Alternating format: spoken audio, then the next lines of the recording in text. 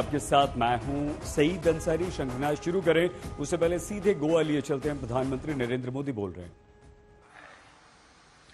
गोवा जैसा tourist destination में सबसे पहले वैक्सीन लगाने के फैसले का भी लाभ गोवा को मिल रहा है और इसलिए मैं प्रमोद जी और उनकी टीम को बधाई देता हूं।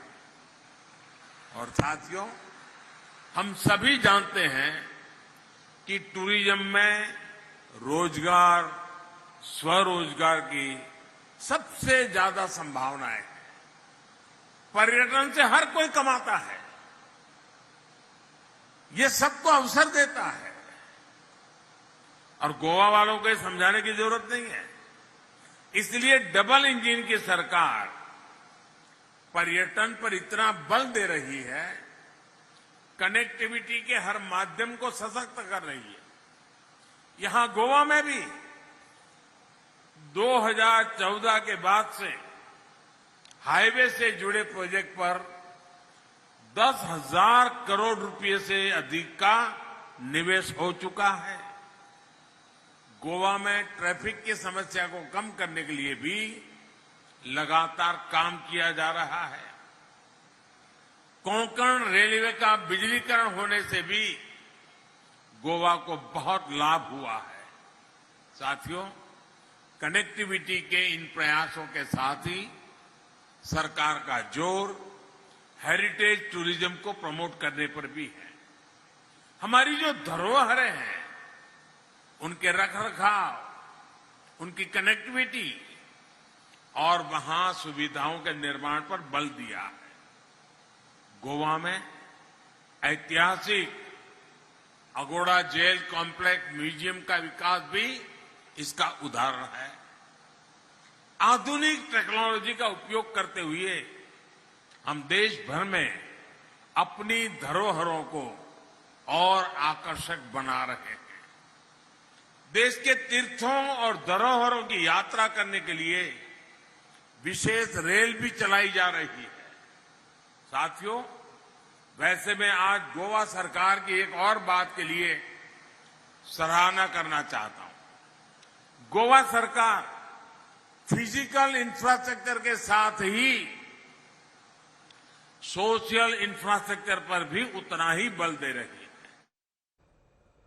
गोवा में हैं प्रधानमंत्री नरेंद्र मोदी। आज उन्होंने गोवा के साथ साथ महाराष्ट्र का भी तूफानी दौरा किया और दोनों राज्यों में कई सारी सौगातें दी। प्रधानमंत्री नरेंद्र मोदी ने नागपुर और पूरे विदर्भ में विकास को नई रफ्तार देने वाले दर्जनों प्रोजेक्ट्स का उद्घाटन किया, शिलान्यास किया।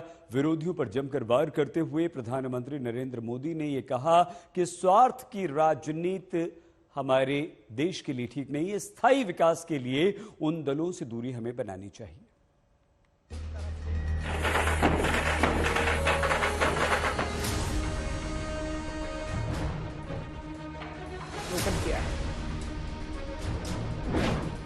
विदर्भ को सौगातों का जखीरा, मेट्रो से लेकर महामार्ग की सौगात, विकास की उड़ान भरेगा विदर्भ। महाराष्ट्र के विदर्भ इलाके के लिए रविवार सौगातों भरा रहा।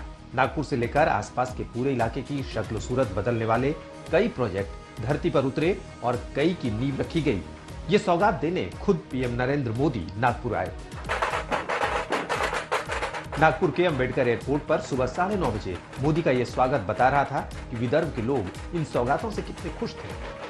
खुद पीएम मोदी ने ढोल बजाकर लोगों का उत्साह बढ़ाया।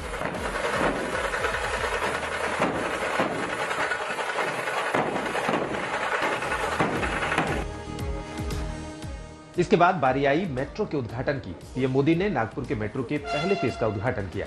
उन्होंने खुद मेट्रो का टिकट कटाया और उद्घाटन के बाद मेट्रो की सवारी भी की। इस दौरान पीएम ने मेट्रो में कई छात्रों से बात की। पीएम ने नागपुर से बिलासपुर के बीच चलने वाली नई वंदे भारत ट्रेन को भी हरी झंडी दिखाकर रवाना किया। पीएम ने कई नई प्रोजेक्ट की तैयारी भी देखी। पीएम ने कुल मिलाकर 75,000 करोड़ के प्रोजेक्ट की सौगात विदर्भ इलाके को दी। इसमें बिलासपुर तक नई वंदे भारत ट्रेन, नागपुर मेट्रो का पहला चरण, नागपुर एम्स की शुरुआत, नागपुर शिरडी के बीच सबसे लंबा हाईवे नागपुर रेलवे जंक्शन का विकास प्रोजेक्ट नाग नदी के प्रदूषण को कम करने को लेकर प्रोजेक्ट शामिल है। पीएम ने विदर्भ को दिए गए तमाम खास प्रोजेक्ट भी गिनाए।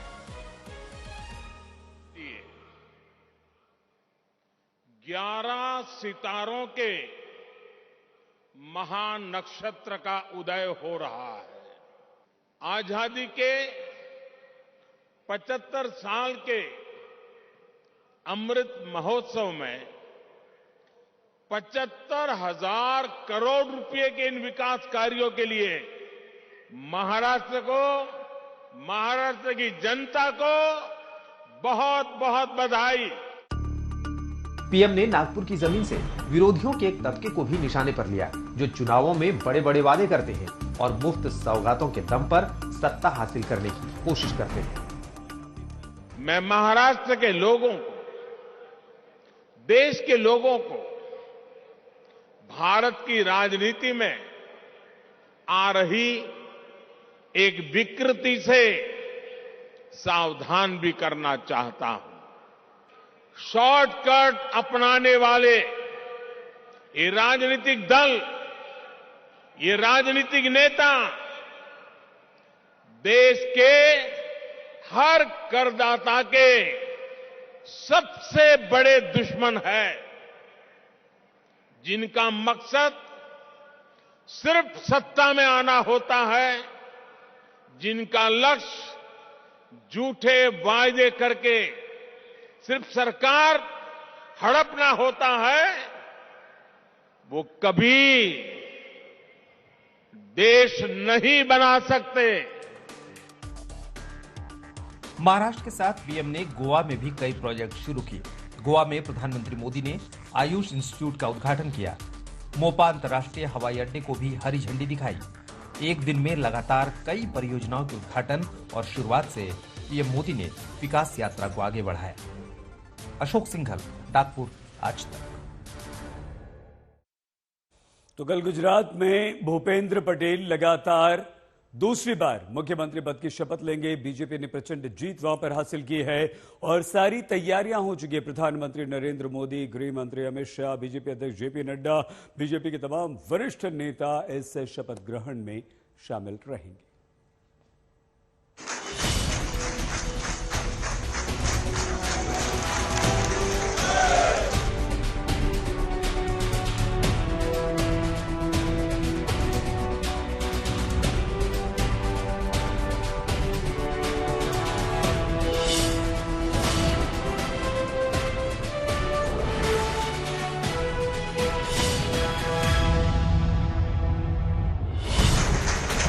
गुजरात में रिकॉर्ड तोड़ जीत के बाद अब नई सरकार की तैयारी है। विधायक दल का नेता चुने जाने के बाद फिर से भूपेंद्र पटेल की ताजपोशी की बारी है।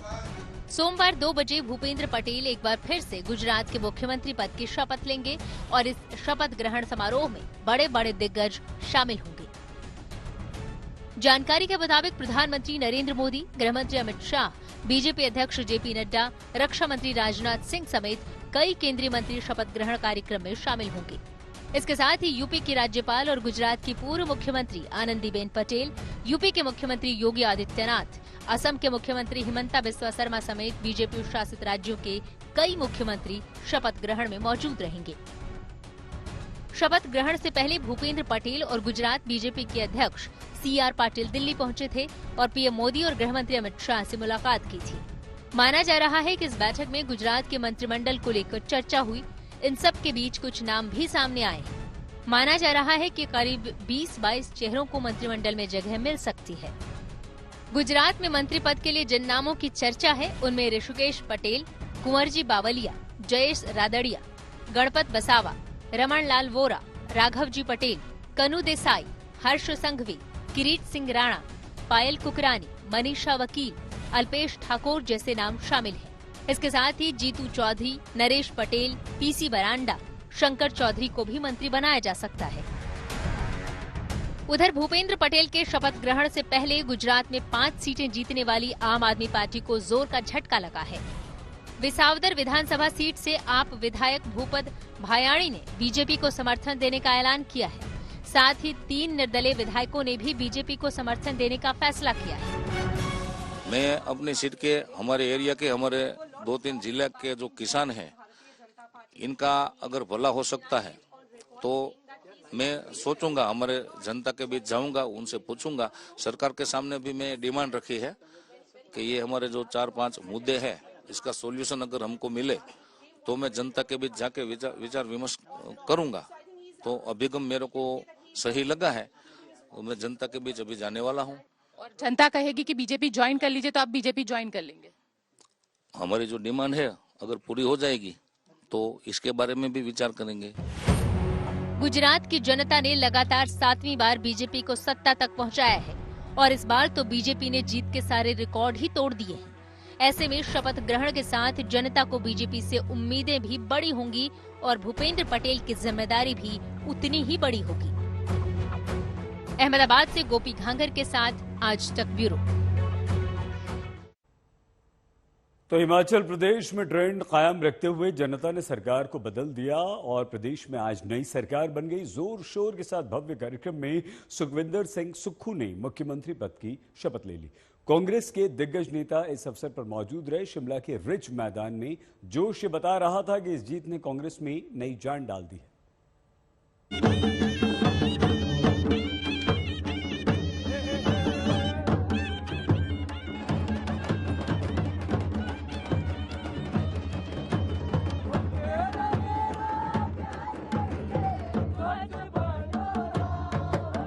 जोश, जश्न और जयकार के बीच सुखविंदर सिंह सुक्खू ने हिमाचल प्रदेश के नए सीएम के तौर पर शपथ ले ली। मैं सुखविंदर सिंह सुक्खू ईश्वर की शपथ लेता हूँ। इस शपथ के साथ हिमाचल प्रदेश में नए राज की शुरुआत हुई है। सीएम बनते ही सुखविंदर सिंह ने बड़े बदलाव की बात कही है। हम लोग आज आम घरों से निकले हुए लोग हैं, अनुभव भी है, लोगों के बीच उनके दुख को भी जानते हैं और योजनाएं क्या लागू करनी है उसको भी जानते हैं। इंतजार कीजिए, थोड़ा समय देना पड़ता है। शिमला के रिज मैदान में ये तस्वीर देश की सबसे पुरानी पार्टी के लिए सुकून देने वाली रही। रविवार की दोपहर हिमाचल में कांग्रेस की सरकार बन गई। शिमला में इस वक्त जबरदस्त ठंड है, लेकिन रिज मैदान पर शपथ ग्रहण के दौरान का जोश और ये नाच गाना बता रहा था कि कांग्रेस के समर्थक इस जीत से कितने उत्साहित हैं।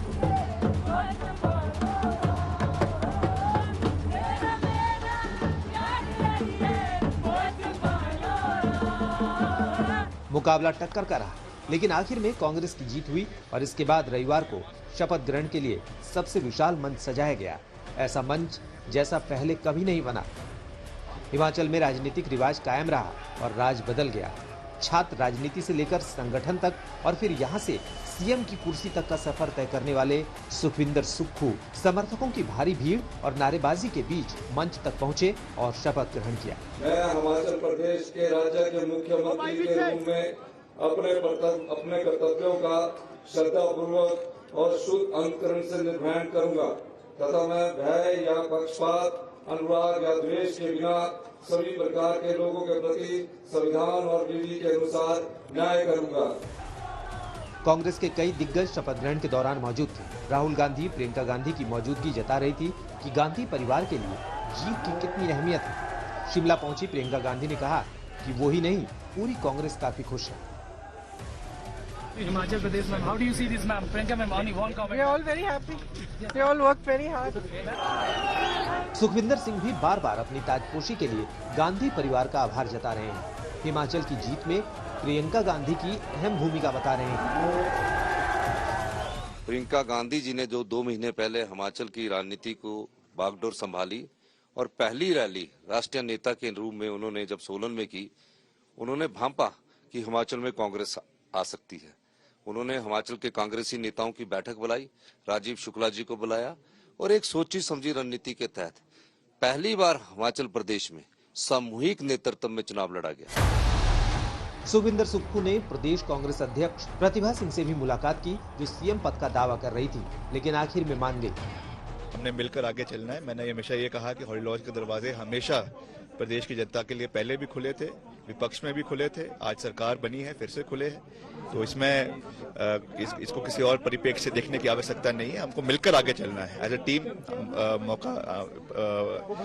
जो मौका मिला है उसको हमने उसका पूरा सही उपयोग करना है, ताकि प्रदेश की जनता को हम ज्यादा से ज्यादा जो है अपने वादों को पूरा कर सके और प्रदेश में जो हमने सर्वत्र हिमाचल प्रदेश की सर्वत्र विकास राजा वीरभद्र सिंह जी का जो नारा था उसको हम मिलकर आगे लेकर जाएंगे।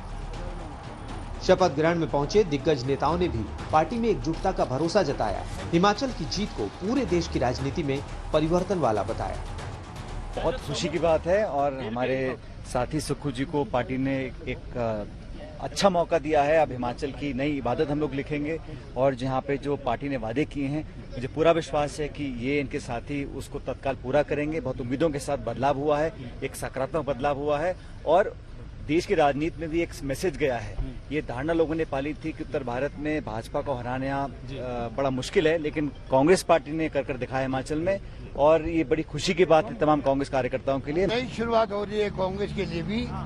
आने वाला वक्त जो है राहुल गांधी की यात्रा चल रही, महंगाई, बेरोजगारी और नॉन वायलेंस को लेके वो थीम और मजबूत होगी हिमाचल से।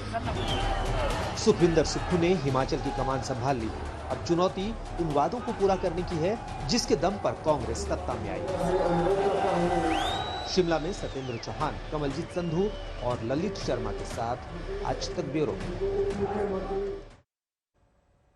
सुखविंदर सिंह सुक्खू के शपथ ग्रहण समारोह में उनका पूरा परिवार पहुंचा। उनकी पत्नी कमलेश ठाकुर से बात की हमारी संवाददाता कमलजीत संधू ने। इस वक्त रिज में जश्न का माहौल, लेकिन सबसे बड़ी मुस्कुराहट है कमलेश ठाकुर की। सुखविंदर सिंह सुक्खू की धर्म पत्नी है।